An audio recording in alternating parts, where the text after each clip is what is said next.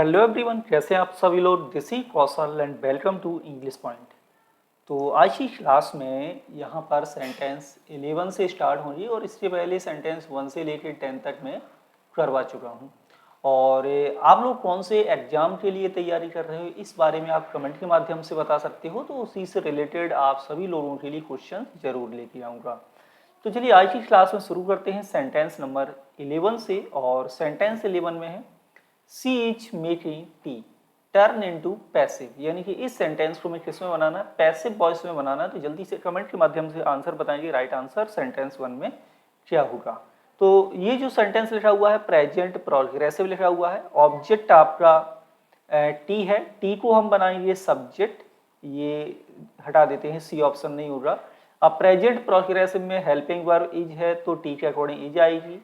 Passive voice में being का प्रयोग भी किया जाएगा, यहाँ पर मैं लिख देता हूँ कि आप ऑब्जेक्ट को क्या बनाते हैं सब्जेक्ट, उसके बाद आपकी जो वर्ब है वो is are am plus be, ये पैसिव। और सभी पैसिव वॉइस में वर्ब की थर्ड फॉर्म का प्रयोग किया जाता है। तो यहाँ पर हो जाएगा इज बी, मेकिंग का पास्ट पार्टिसिपल मेड हो जाएगा और सी का बाई है। तो राइट आंसर होगा सेंटेंस 11 में, ये होगा आपका ऑप्शन नंबर बी। नेक्स्ट आपका सेंटेंस 12। सेंटेंस 12 में है they have completed the work, यानी उन्होंने अपना कार्य पूरा कर लिया है। इस सेंटेंस को भी हमें पैसिव वॉइस में बनाना है। हालांकि इसमें और भी आपको टॉपिक मिलेंगे, केवल पैसिव अकेले नहीं है। तो प्रेजेंट परफेक्ट टेंस है और present perfect tense active voice कैसे बनाते हैं, हैज या हैव के बाद पास्ट पार्टिसिपल फॉर्म आता है। लेकिन जब इसको पैसिव वॉइस बनाइए तो हैज या हैव के बाद बीन का प्रयोग किया जाता है और वर्ब की थर्ड फॉर्म यानी कि पास्ट पार्टिसिपल फॉर्म का प्रयोग किया जाता है। तो they have completed the work में आपका जो ऑब्जेक्ट है ये क्या है, द वर्क। और द वर्क को हमने बनाया यहाँ पर सब्जेक्ट, ऑप्शन ए हटा देते हैं। और द वर्क के अकॉर्डिंग आपका यूज किया जाएगा सिंगुलर, क्योंकि वर्क आपका कैसा नाउन है, अनकाउंटेबल नाउन है और अनकाउंटेबल नाउन के साथ सिंगुलर वर्ब आएगी। बीन का प्रयोग किया जाएगा, पास्ट पार्टिसिपल एक्टिव में है, पैसिव में भी रहेगी और देखा हो जाएगा आपका बाई देम। तो इस तरह से करेक्ट आंसर होगा सेंटेंस 12 में, ये होगा आपका ऑप्शन नंबर सी। नेक्स्ट है सेंटेंस 13। और हाँ, अभी तक आप लोगों ने इंग्लिश पॉइंट का ऐप डाउनलोड नहीं किया हुआ हो तो इंग्लिश पॉइंट का ऐप जरूर डाउनलोड कर लें। वहाँ पर आपको मिलेंगी 20,000 से ज़्यादा पीडीएफ का एक कोर्स और इन पीडीएफ में आपको लगभग 3 लाख से ज़्यादा क्वेश्चंस मिलेंगे करने के लिए टॉपिक वाइज। तो आप उन्हें भी दे सकते हैं और इसकी जो प्राइस रही है बहुत ही कम है, वो है आपकी 99 रुपीज़। ओके, तो आगे बढ़ते हैं और नेक्स्ट सेंटेंस है ही हेल्प्ड मी, उसने मेरी सहायता की। इस सेंटेंस को भी हमें पैसिव वॉइस में बनाना है। कौन सा टेंस है, तो सेंटेंस आपका लिखा हुआ है पास्ट इंडेफिनिट टेंस। मी का क्या हो जाएगा, मी का हो जाएगा आई, ऑप्शन ए हटा देते हैं। पास्ट इंडेफिनिट में आई के साथ क्या यूज होगा, वाज, और पास्ट पार्टिसिपल और ही का हो जाएगा आपका by him. Correct answer sentence 13 में होगा, ये होगा आपका ऑप्शन नंबर सी। आगे बढ़ते हैं और नेक्स्ट है सेंटेंस है आपका 14। अब यहाँ पर क्या है, आपको select the pair that best expresses similar relationship, इसके साथ सिमिलर रिलेशनशिप जो बता रहा हो वो बताना है। जैसे पक्षी होते हैं वो कहाँ रहते हैं, केज में यानी पिंजरों में, ठीक है। अब देखिए थीप प्रिजन, एनिमल्स जू, एंटीक चीजें हैं वो म्यूजियम में और क्राइम है तो पनिशमेंट है, ठीक है। अब यहाँ पर इसका प्लेस बताया गया है, ठीक है, और प्लेस कब बताया गया है वो ध्यान से देखो। बेस्ट एक्सप्रेशन सेंटेंस नंबर 14 में आपका थीप प्रियन में जरूरी नहीं है, एनिमल्स जू में, जनरल में भी हो सकते हैं, लेकिन एंटीक चीज आपको यदि कहीं मिलती है तो वो सीधा सीधा कहाँ जाएगी, म्यूजियम में ही जाती है। तो ये बेस्ट एक्सप्रेशन है सेंटेंस 14 का, यानी 14 में आपको सिमिलर रिलेशनशिप बताने के लिए बोला गया है, वो है आपका option number C. Next sentence है सेंटेंस नंबर है 14। The tracker set up the hill at a dash pace, pace मतलब होता है स्पीड, गति। आपको एंटोनियम यहाँ पर फिल करना है, किसका? स्लजिश का। कि स्लजिश का करेक्ट एंटोनियम क्या होगा, ठीक है। अब पहले तो ये देखो कि स्लजिश स्लो, क्विक, डल या ब्रिस्क।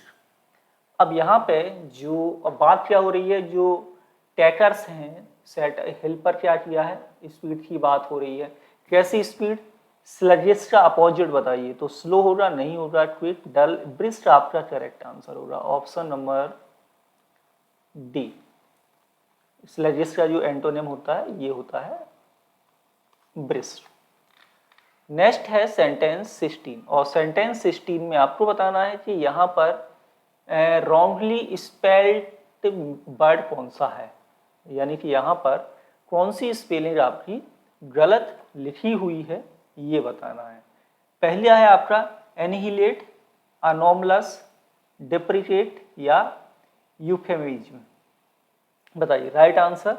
सेंटेंस 16 में क्या होगा, कौन सी स्पेलिंग है वो यहाँ पर आपकी गलत लिखी हुई है। जल्दी से कमेंट के माध्यम से बताइए कौन बताने वाला है।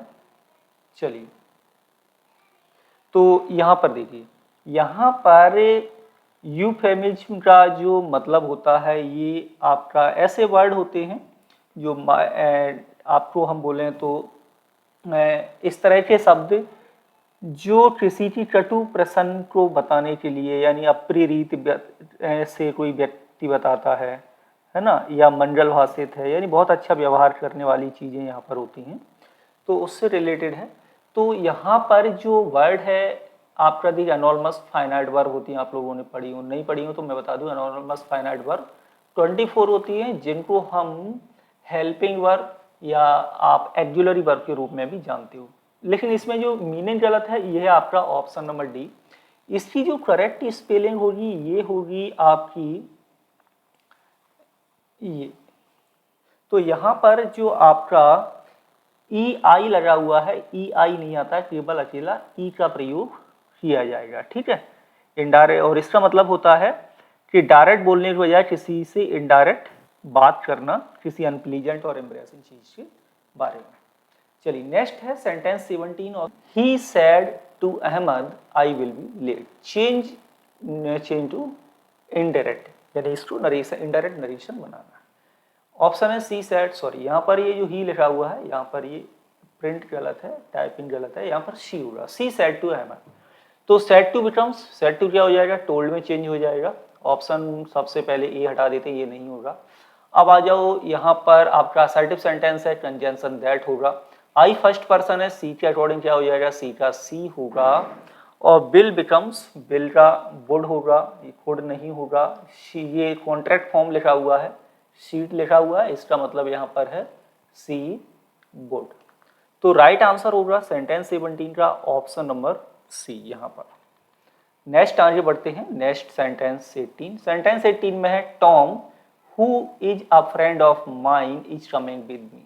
सेंटेंस आपका क्लॉज लिखा हुआ है, कौन सा क्लॉज है, ये आपका रिलेटिव क्लॉज लिखा हुआ है, और रिलेटिव क्लॉज में भी आपका नॉन डिफाइनिंग रिलेटिव क्लॉज है। ओके, तो यहाँ पर है Tom who is a friend of mine is coming with me, substitute the underline part if required. यानी क्या हम इसको बदल करके कुछ और लिख सकते हैं, या टॉम माई फ्रेंड ऐसे बोल दें, या फिर Tom a friend of mine, A never friend of mine, या इसको हम इम्प्रूव नहीं कर सकते। तो देखिए अब who is a friend of mine, यानी कि जो मेरा एक दोस्त है, इस यानी इसका मतलब हुआ जो मेरा एक दोस्त है, मतलब कौन, टॉम, यानी टॉम क्या है, मेरा दोस्त है।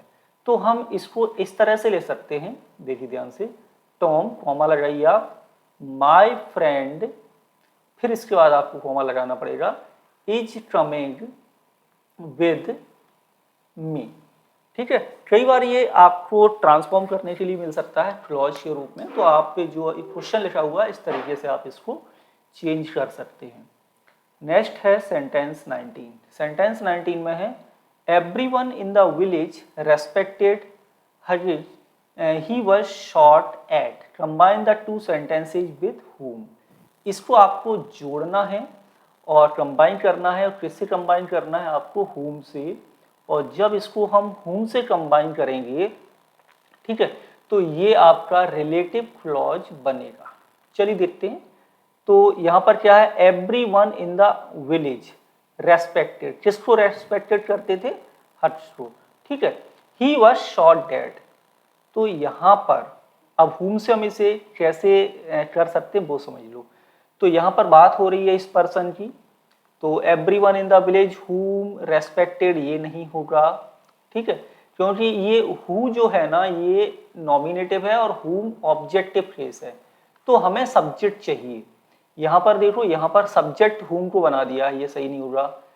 And has whom everyone respected, ठीक है, ये आपका सबऑर्डिनेट क्लॉज है और ये इसका प्रेडिकेट लिखा हुआ है was shot dead. Option number B sentence 19 में करेक्ट होगा। और क्लॉज को मैंने बिल्कुल डिटेल में पढ़ाया हुआ है, आप लोग टॉपिक देख सकते हैं, जो प्लेलिस्ट है उसको देख सकते हो आपने क्लॉज चैप्टर वाली, उसमें रिलेटिव क्लॉज देख लेगा, आपको ये मिल जाएगा। नेक्स्ट है the inspector saw what Hasan was doing, inspector ने देखा जो भी हसन कर रहा था, he called out to him. इस सेंटेंस को कंबाइन कीजिए किससे, हु से, हु यूज्ड फॉर पर्सन। तो हम यहाँ पर किस पर्सन की बात कर रहे हैं, तो हम यहाँ पर जो बात कर रहे हैं वो इंस्पेक्टर की कर रहे हैं। इंस्पेक्टर ने देखा, किसको देखा, तो इंस्पेक्टर जिसने देखा हसन को जो भी कर रहा था, ही किसके लिए यूज हुआ है, इंस्पेक्टर के लिए।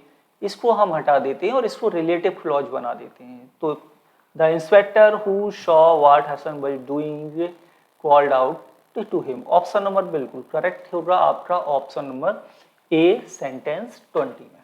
तो आज की क्लास में इतना ही। आई होप कि कुछ नए सेंटेंस आपको मिले होंगे। कमेंट के माध्यम से आप अपने स्कोर बता सकते हो और जो भी डाउट्स हो कमेंट के माध्यम से पूछ लीजिए। और आपको मैंने अभी शुरुआत में बोला था कि आप किस एग्जाम के लिए तैयारी कर रहे हो, यदि आप ये भी कमेंट के माध्यम से बताते हो तो आपके ओल्ड पेपर जो भी हैं उनको लेकर के मैं वीडियो जरूर बनाऊंगा। मिलेंगे आपसे अगली क्लास में। Thank you for watching.